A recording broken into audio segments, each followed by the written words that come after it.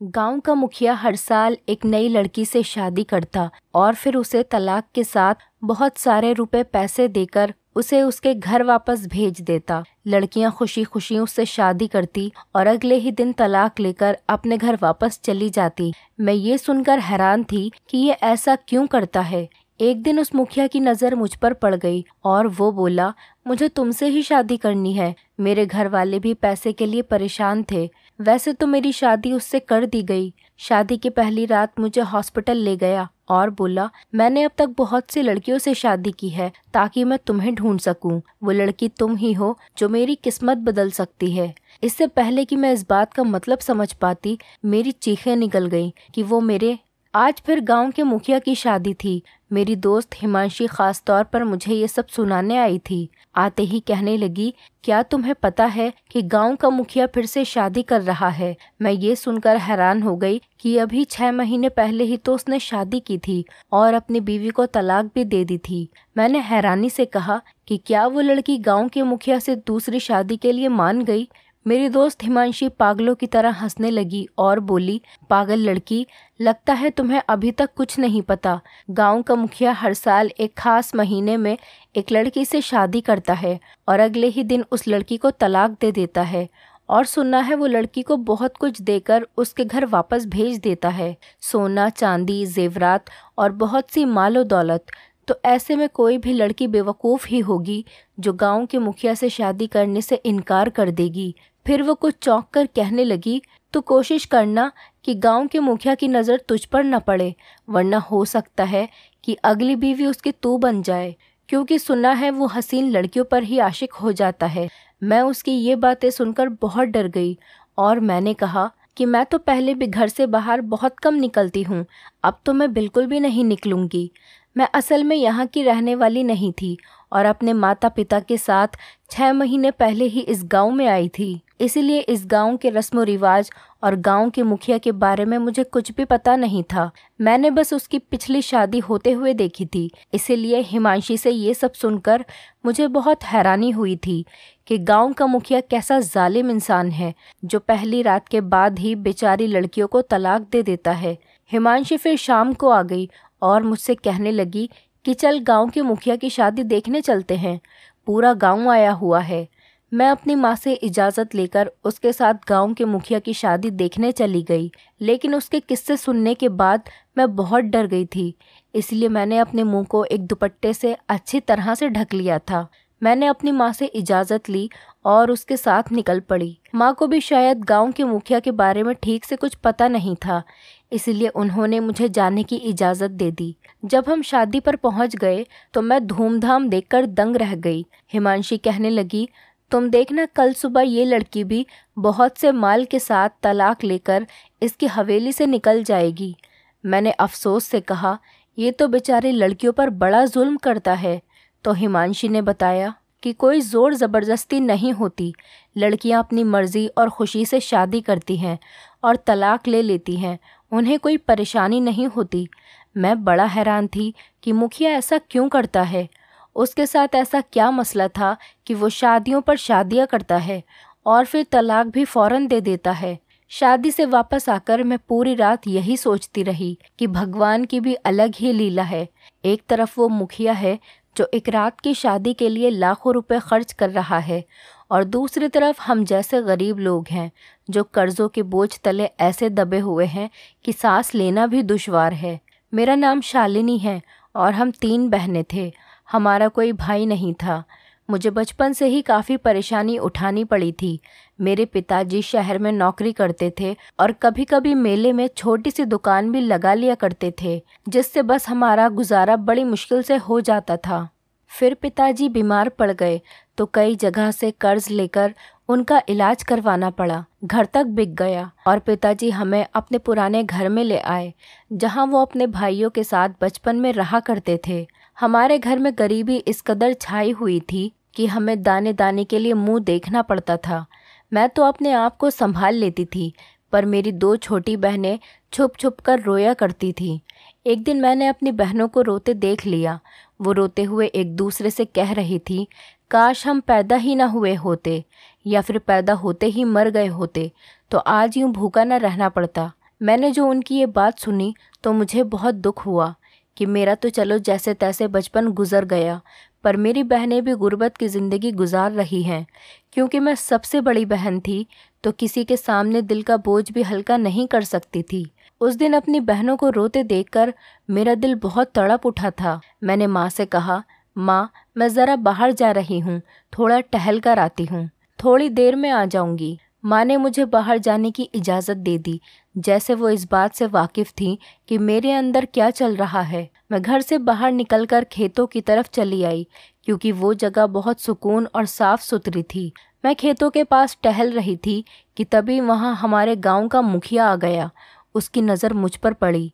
मेरे तो डर के मारे रोंगटे खड़े हो गए। मुझे हिमांशी की बात याद आई तो मैं उसको देखकर जल्दी से घर भाग गई।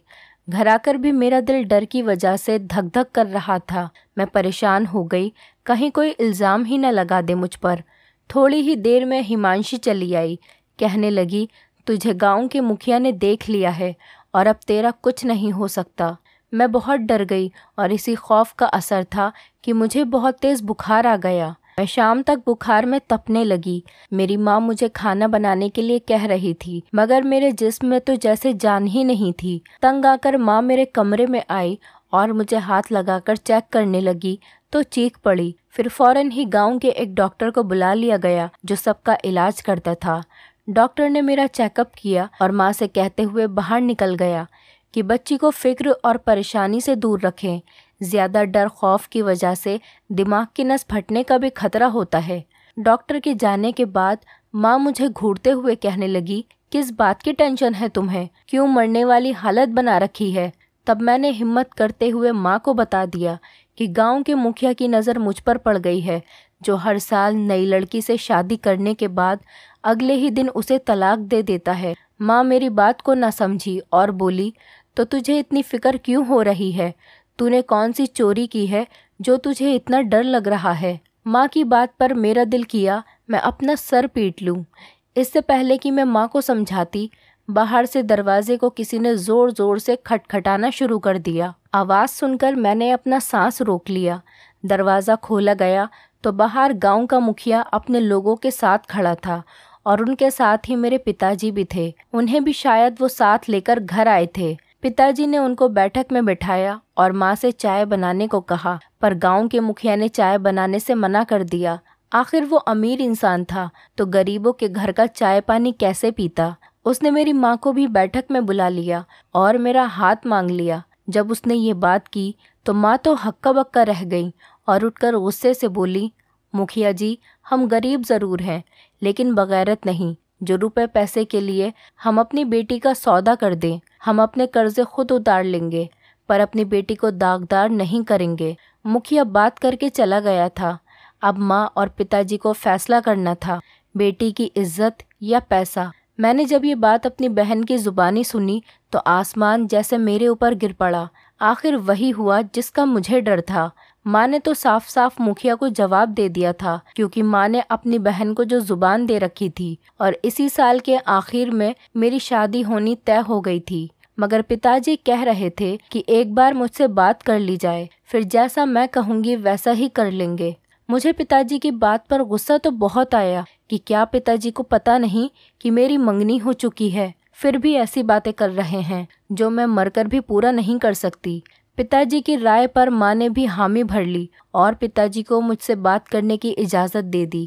पिताजी मेरे पास आए और कहना शुरू किया, देखो बेटी, हमारा कोई बेटा नहीं है जो हमारा सहारा बने, जो अपनी बहनों के ख्वाब पूरे करने में मेरी मदद करे। हमारे घर के हालात तुम्हारे सामने हैं। पिछले 10 सालों से हमारे ऊपर जो कर्जा है वही उतरने का नाम नहीं ले रहा है, और फिर तुम्हारी छोटी बहनें भी अपनी बहुत सी ख्वाहिशों को अपने दिल में दबा लेती हैं। अगर तुम मुखिया जी से शादी के लिए हाँ कर दो और अगले ही दिन तलाक ले लो तो हमारे सारे मसले हल हो जाएंगे। और रही बात तुम्हारे मंगेतर की, तो वो भी कोई डॉक्टर इंजीनियर नहीं है जिससे तुम शादी करके एक बहुत अच्छी जिंदगी गुजारो, कि अगर वो तुमसे सच्चा प्यार करता है तो तुम्हारी मजबूरी और परेशानी को समझेगा।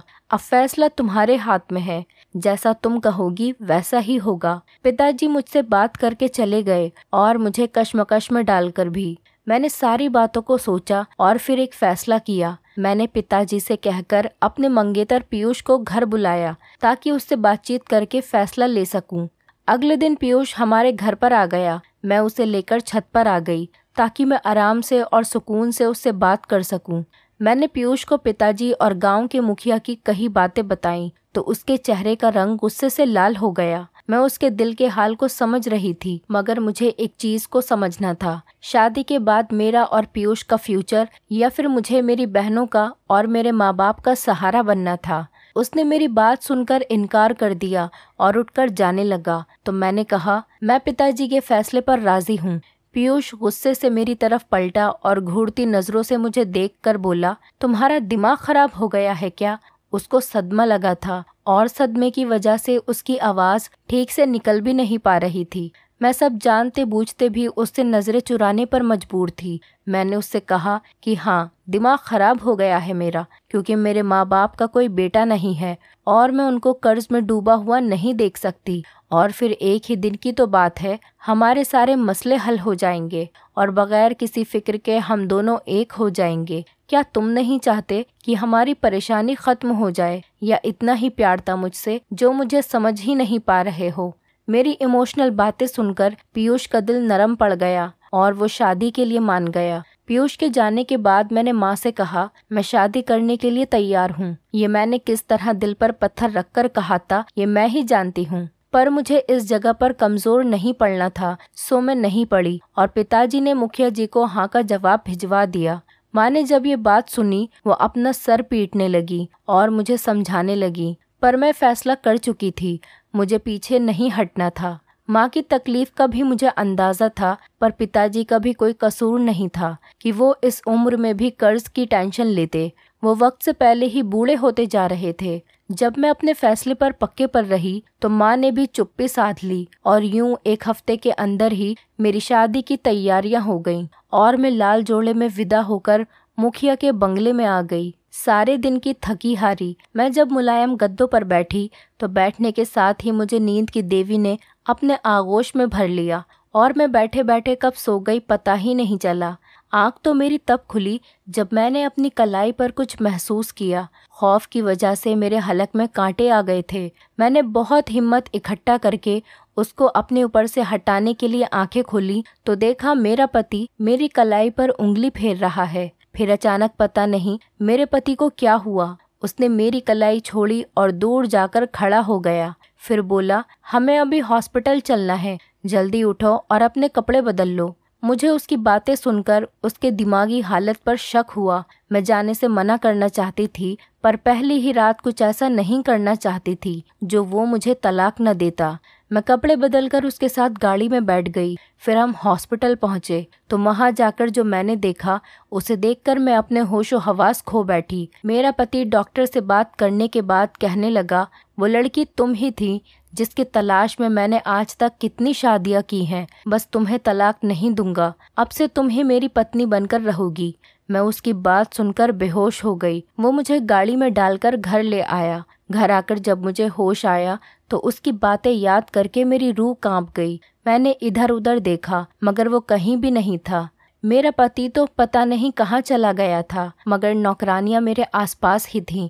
उन्होंने बताया कि आपके घर वाले आए थे, मगर मालिक ने उनको ये कहकर वापस भेज दिया कि अपनी बेटी से मिलने आप लोग जब मर्जी हो तब आओ, मुझे कोई एतराज नहीं, मगर मैं उसे तलाक नहीं दे रहा। और मालिक ने आपके घर वालों को पैसों का भरा बैग और रहने के लिए घर भी दिया है। नौकरानी की बात सुनकर मेरा दिल किया मैं चीख चीख के रो दूं कि मेरे घर वालों ने मेरे साथ क्या किया। मैं अपनी ही नजरों में गिर गई थी। अब मैं उस मुखिया से किस मुंह से बहस करती जब मेरे ही घर वाले मुझे छोड़कर जा चुके थे। मुझे सबसे ज्यादा दुख पीयूष के बारे में सोच सोच कर हो रहा था कि जब उसे पता चलेगा मेरी तलाक नहीं हुई तो वो मुझे बेवफा समझेगा और सोचेगा मैंने पैसों की चमक धमक देखकर तलाक लेने से इनकार कर दिया। ये सारी बातें सोच सोच कर मेरा दिमाग खराब हो रहा था। मुझे समझ नहीं आ रहा था आखिर मैं अपनी मर्जी से अपने गले में फंसी हुई फांस कैसे निकालूं। इससे पहले मैं रोना शुरू कर देती, मेरा पति कमरे में आया और मुझसे मेरा हालचाल पूछने लगा। मैंने उस झूठे इंसान को देखा तो मेरा खून खौल गया, जिसने एक रात की बात करके शादी की थी और अब अपनी बात से मुकर रहा था। उसने मेरे चेहरे को छूना चाहा तो मैंने गुस्से से उसका हाथ झटक दिया और बोली, मैं तब तक तुम्हें अपने पास नहीं आने दूंगी जब तक तुम मुझे इस राज की हकीकत बता नहीं दोगे। तुम क्यों हर साल नई लड़की से शादी करके उसे तलाक दे देते थे और अब मुझे तलाक क्यों नहीं दी? मेरे पति ने मेरी बात सुनी तो कहने लगा, मैंने शादी की है तुमसे, तुम पत्नी हो मेरी, मेरा तुम पर पूरा हक है। तुम्हें छूने के लिए मुझे तुम्हारी इजाज़त की कोई ज़रूरत नहीं, मगर मैं क्योंकि अब सारी ज़िंदगी तुम्हारे साथ ही गुजारना चाहता हूँ तो आज नहीं तो कल तुम्हें इस सवाल का जवाब ज़रूर दूंगा। मुझे इस बात पे बहुत गुस्सा आया, मगर मैं अपने गुस्से को पी गई और बोली, मुझे तुम सच बताओगे तभी मैं तुम्हारे साथ रहूंगी, वरना मैं अपनी जान ले लूंगी। ये बात सुनकर उसके चेहरे का रंग बदल गया, पर उसने जल्दी ही अपने गुस्से पर काबू पा लिया और कहने लगा कि राज तो मैं तुम्हें बता ही दूंगा, मगर याद रखना, मुझसे अगर तुमने बेवफाई की या अपनी जान लेने की कोशिश भी की तो मैं तुम्हारे पूरे खानदान को नहीं छोड़ूंगा।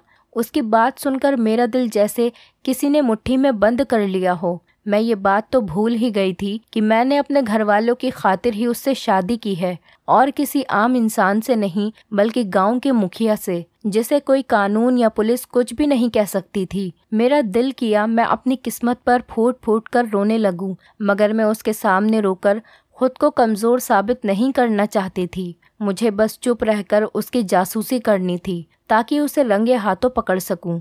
मुझे चुप देखकर मेरे पति ने भी दोबारा मुझसे इस टॉपिक पर कोई बात नहीं की और उसकी यही बात मुझे परेशान कर रही थी कि कोई इंसान किसी को धोखा देकर इतना संतुष्ट कैसे रह सकता है। शादी को एक हफ्ता गुजर गया और इस एक हफ्ते में मैंने बहुत कोशिश की कि किसी तरह वो मुझे तलाक दे दे, मगर मुझे कामयाबी हासिल नहीं हुई। आखिर उसे मेरी तलाश थी ही क्यों? मैं तो उसे जानती भी नहीं थी। मेरी मुश्किल का हल यही निकला कि मैं उसके ऊपर नज़र रखूं। मेरा पति जब भी किसी से फ़ोन पर बात करने लगता, उठकर कमरे से बाहर चला जाता। उसकी यह हरकत मुझे नागवार गुजरती थी, मगर उसे तो जैसे मेरी कोई परवाह ही नहीं थी। उससे पूछने पर भी वो मुझे सच नहीं बताता, तो बेहतर यही था मैं उसकी किसी भी तरह बातें सुनूं। ऐसे ही करते हुए 15 दिन गुजर गए। कोई भी सुराग मेरे हाथ न लगा था। अब तो मुझे लगने लगा था जैसे मैं कभी भी हकीकत नहीं जान पाऊंगी, पर मुझे हिम्मत नहीं छोड़नी थी। मैं दिल ही दिल में प्रार्थना करती कि किसी भी तरह मुझे इसका राज पता चल जाए, ताकि मैं मुखिया को गलत साबित करके अपनी जान छुड़ा सकूं। आखिर वो दिन भी आ ही गया। एक दिन रात के 12 बज रहे थे कि तभी मेरे पति के फ़ोन पर किसी की कॉल आई। पहले तो वो उठकर कमरे से बाहर जाने लगा, फिर मुझे सोता हुआ देखकर वहीं पर बैठकर बातें करने लगा। दूसरी तरफ तो ना जाने कोई क्या कह रहा था, पर अपने पति की बातें सुनकर कुछ खास मेरे पल्ले नहीं पड़ रहा था।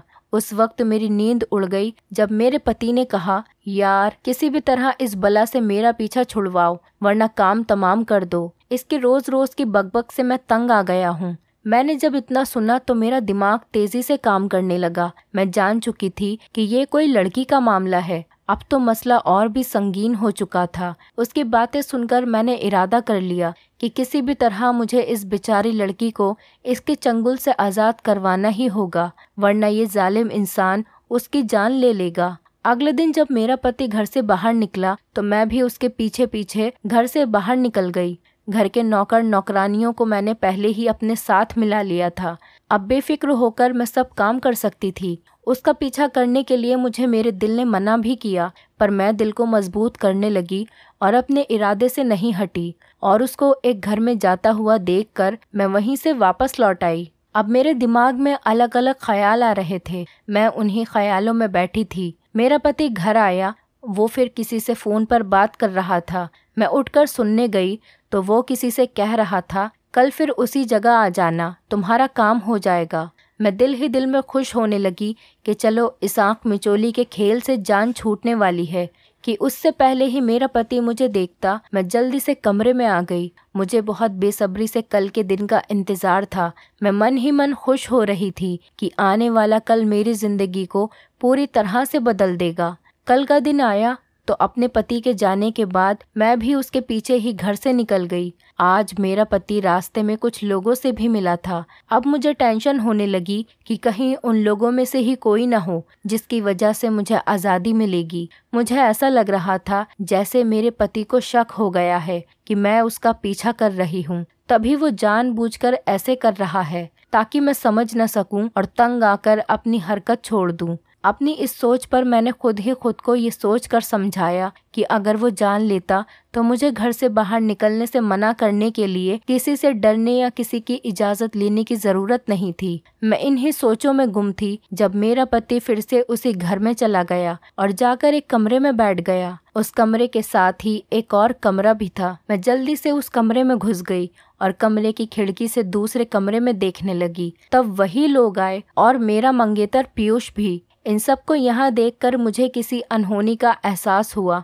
और मैं डरते डरते चोरी चुपके वहाँ से निकलकर घर आ गई। मैं जितना इस मसले को आसान समझ रही थी, ये उतना ही मुश्किल था और ये दिन ब दिन उलझता ही जा रहा था। मैं परेशान बैठी थी कि मेरा पति घर आया और मुझे उदास बैठे देखकर बोला कि आज तुम्हारे लिए एक सरप्राइज है, इसीलिए नहा धोकर अच्छे से तैयार हो जाना, तुम्हें लेकर कहीं बाहर जाना है और मैं तुम्हें आज तुम्हारे सभी सवालों के जवाब वहीं पर दे दूंगा। इतना कहकर वो वहां से चला गया और मैं जल्दी से नहाने चली गई ताकि उसके आने से पहले मैं तैयार हो सकूं। नहा धोकर मैं अच्छे से तैयार हो चुकी थी और घर के ग्राउंड में उसका इंतजार करते हुए टहल रही थी। तभी मुझे गाड़ी का हॉर्न सुनाई दिया। मेरा पति आ चुका था और मेरे बारे में पूछकर मुझे पुकारता हुआ ग्राउंड की तरफ ही आ रहा था। उसने मुझसे चलने के लिए कहा और मैं चुपचाप जाकर गाड़ी में बैठ गई। मेरा खामोश होना मेरा पति भी नोट कर रहा था। उसने भी कोई बात नहीं की और गाड़ी स्टार्ट कर दी। हमारी गाड़ी गांव की ऊंची नीची छोटी छोटी गलियों में चलती जा रही थी और मैं अपनी जिंदगी के बारे में सोचती हुई उदास हो रही थी। गांव में खेत तैयार होकर हरे हो गए थे और ट्यूबवेल देखकर मेरी आंखों से आंसू बह निकले। ये वो जगह थी जहां खेलकूद कर मैं बड़ी हुई थी। तभी वो खेत मेरी नज़रों के सामने से गुजरा तो जैसे किसी ने मेरी आंखों में मिर्ची भर दी थी। मुझे उस खेत से नफरत सी महसूस हुई। यही वो जगह थी जहां मेरे पति की नज़र मुझ पर पड़ी थी। काश मैं उस दिन घर से बाहर न निकली होती, मगर अब वो काश वापस नहीं लौट सकता था। उन्हीं सोचों में गुम पता ही नहीं चला कि कब सफ़र ख़त्म हुआ और हम अपनी मंजिल पर पहुंच गए। होश मुझे तब आया जब गाड़ी रुकी और मेरे पति गाड़ी से बाहर निकलकर मेरी साइड वाला दरवाज़ा खोले खड़े थे। उसको अपनी तरफ देखता देख मैं गाड़ी से नीचे उतर आई और हम दोनों एक दरबार की तरफ जाने लगे। दरबार की बाईं साइड पर बने कच्चे मगर साफ सुथरे घर में मुझे लिए मेरा पति दाखिल हुआ और एक कमरे में जाकर बैठ गया। अभी थोड़ी देर ही गुजरी थी कि वहाँ पर एक बाबा जी आए और बोले, हाँ भाई, तुम्हारी तलाश खत्म हुई कि नहीं? तो इस पर मेरा पति कहने लगा, हाँ हो गई है बाबा जी, और ये मेरी पत्नी है। इन दोनों की बातें सुनकर मुझे कुछ समझ नहीं आई कि ये दोनों किस तरह की बातें कर रहे हैं। बाबा जी के बैठने के बाद मेरा पति बोला, बाबा जी, मैं आपसे इजाज़त लेने के लिए आया हूँ ताकि मैं अपनी पत्नी को सच बता सकूँ और नई जिंदगी की शुरुआत कर सकूँ। अगर आपकी इजाज़त हो तो मैं शुरू करूँ? बाबा जी ने कहा, इजाज़त है, जाओ और अपनी ज़िंदगी जियो। उनकी ये घुमाने वाली बातें सुनकर मेरे माथे पर सिलवटें पड़ने लगी। ये सब मुझे ढोंग लग रहा था। फिर मेरा पति उठकर खड़ा हुआ और हम वहाँ से इजाज़त लेकर वापस अपने घर आ गए। मेरे पति ने सारे नौकरों को छुट्टी दी और सारे दरवाजे खिड़कियां बंद करने लगा। उसे ऐसा करता देखकर मैं डर गई। डरने की वजह से मेरा रंग पीला पड़ गया था, जिसे देखकर मेरा पति बोला, डरो नहीं, ये बस एहतियात थी ताकि कोई भी इस राज को जान न सके। उसकी बातें सुनकर मेरी सांस में सांस आई। फिर मेरा पति मुझे लेकर बेड पर बैठा और बोला, ये आज से 10 साल पहले की बात है, जब मैं 20 साल का था। हम खानदानी रईस थे, मगर हमारे किसी रिश्तेदार ने हम पर ऐसा खतरनाक जादू करा दिया कि हमारी दौलत भी खत्म होने लगी और मेरी सेहत भी खत्म हो गई। एक दिन मैं शिकार खेलने गया हुआ था कि मुझे कोई शिकार न मिला और मैं गुस्से से सारे निशाने खराब करने लगा। मैं अपने उस काम में इतना ज्यादा बिजी था कि मुझे आसपास का कुछ पता ही नहीं था। फिर ये बाबा जी कोई जड़ी बूटी लेने जंगल में आए हुए थे। मुझे ऐसा करते देखकर मेरे पास आ गए और बोले, तुम पर जादू है और इतना ख़तरनाक है कि जिस लड़की से भी शादी करोगे वो तुम्हारे जिस्म की ताकत ख़त्म कर देगी और तुम्हारी दौलत सारी बर्बाद हो जाएगी। मगर एक तरीका है जिससे ये जादू ख़त्म हो जाएगा। अगर तुम उनको एक दफ़ा देखे बगैर अपनी शादी का हक लिए बिना ही उसे तलाक दे दो, मगर एक बात का ख्याल रखना कि वो लड़की ज़रूरतमंद हो। मैंने कहा मैं बहुत परेशान हूँ और कहा कि ऐसे तो मैं कभी असली वाली शादी कर ही नहीं सकूँगा। पर वो बाबा जी जा चुके थे। फिर जब मैंने पहली शादी की तो देखभाल करके की। एक ज़रूरतमंद लड़की देखी तो अपनी पत्नी को छुए बगैर मालो दौलत देकर उसे तलाक दे दी। इससे मेरी दौलत में बहुत ज़्यादा बढ़ोतरी हो गई और जादू का ज़ोर भी कुछ कम हो गया। फिर और इसी तरह दूसरी शादी की तो मैं इलेक्शन जीत गया। फिर तीसरी, फिर इस तरह करके मैंने 12 शादियां की और धीरे धीरे मुझ पर किया गया जादू ख़त्म हो गया। फिर मैंने सोचा अगर ऐसे ही शादी करके मैं तलाक देता रहूँगा तो मैं अपना वारिस कैसे बनाऊँगा और इतनी जायदाद किसके लिए इकट्ठा कर रहा हूँ। फिर मैं उसी जगह पर गया और उन बाबा जी को तलाश करना चाहा, पर वो वहाँ पर नहीं मिले। मैं शादी करके और तलाक दे देकर तंग आ चुका था। अब मैं भी सुकून की ज़िंदगी चाहता था। मैंने दर दर की खाक छानी बाबा जी को तलाश करने के लिए, ताकि मैं उनसे पूछ सकूं कि कब तक मैं तलाक देता रहूंगा और शादियां करता रहूंगा। कई महीने गुजरने के बाद जब मुझे बाबा जी के ठिकाने के बारे में पता चला, मैं आनन फानन वहां पहुंच गया। वहां पहुंचा तो जैसे बेजान सा होकर ज़मीन पर गिर गया। एक दिन आराम करने के बाद अगले दिन बाबा जी ने मुझे अपने पास बुलाया।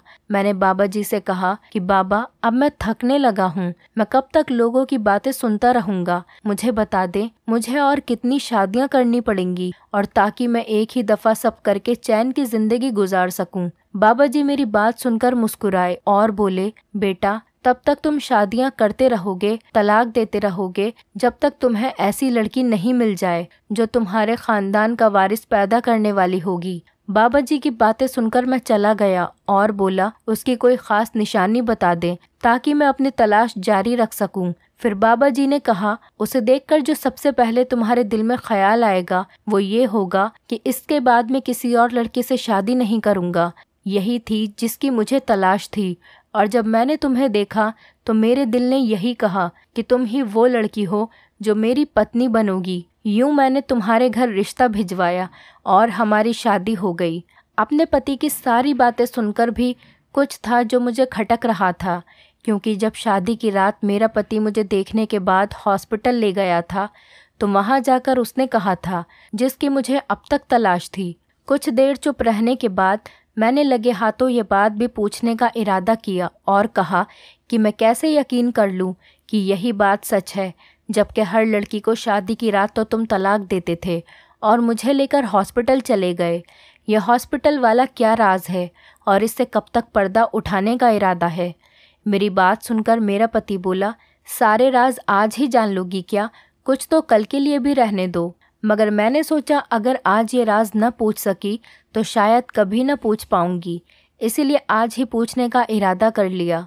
मुझे लगता था मेरा पति मेरा चेकअप करवाने लेकर गया है ताकि वो जान सके कि मैं कुंवारी भी हूँ या नहीं, पर यह बात मैं शक के बिना पर इस पर थोप नहीं सकती थी जब तक इसके मुंह से सुन नहीं लेती। मैं मजबूर थी और एक ऐसे इंसान के साथ सारी ज़िंदगी नहीं रह सकती थी जिसको मेरे करैक्टर पर पहले दिन ही शक हो। बेशक मैं अपने कज़िन को पसंद करती थी और मेरी मंगनी भी हो रखी थी, मगर मैंने या पीयूष ने कभी भी अपनी हदें पार करने की कोशिश नहीं करी थी। फिर कैसे मैं इतनी बड़ी बात बर्दाश्त कर लेती? अगर मैं शरीफ नहीं होती तो क्या मुझे भी अब तक तलाक मिल चुकी होती? ये बातें मेरे सर पर हथौड़े की तरह लग रही थी। एक तरफ मेरा पति था जो शादी की पहली रात मुझे हॉस्पिटल ले गया, और दूसरी तरफ मेरा मंगेतर था जिसे मैंने अपनी मजबूरियों के आगे कुछ नहीं समझा था और शादी के लिए हाँ कर दी। यही बातें सोचकर मेरे आंसू बहने लगे। तब मेरे पति ने बड़ी बेरहमी से मेरे आंसू साफ किए और कहा, जानना चाहती हो वो राज क्या था? तो देखो अपनी बाईं कलाई पर जो निशान बना हुआ है वही है राज। जिसे मैं देखकर चौंक सा गया और तुम्हें लेकर हॉस्पिटल चला गया था कि पता चला सकूं ये असली है या मुझे ख्वाब लग रहा था, क्योंकि बाबा जी ने दूसरी निशानी ये बताई थी कि उस लड़की की कलाई और कमर पर निशान होगा। इसीलिए तुम्हें हॉस्पिटल ले गया ताकि लेडी डॉक्टर देख ले, और मुझे पता करना था कि तुम्हारी कमर पर निशान है भी या नहीं। जब इस डॉक्टर ने बताया कि तुम वही लड़की हो तो मैं खुश हो गया। मेरी शादी ऐसी लड़की से होना मेरे सब्र का फल था, और जिन लड़कियों को मैं तलाक देता था वो सब की सब कुंवारी नहीं होती थी। बस मैं उनकी कलाई को देखता था और उन्हें तलाक दे देता था। अपने पति की बात सुनकर मैंने उसकी आंखों में देखा, और वहाँ लिखी सच्चाई देखकर मैंने नई जिंदगी की शुरुआत करने का इरादा कर लिया। फिर मेरा पति बोला, एक बात तो तुमने पूछी ही नहीं। मैं सवालिया नज़रों से उसकी तरफ देखने लगी। तब मेरा पति बोला, मैं जान चुका था तुम मेरा पीछा कर रही हो, और मैं चाहता था तुम वो सब अपनी आंखों से देख लो, मगर तुम सब देखे बगैर ही वहाँ से वापस आ गई। तुम्हारे मंगेतर पीयूष ने मुझसे रकम ली थी।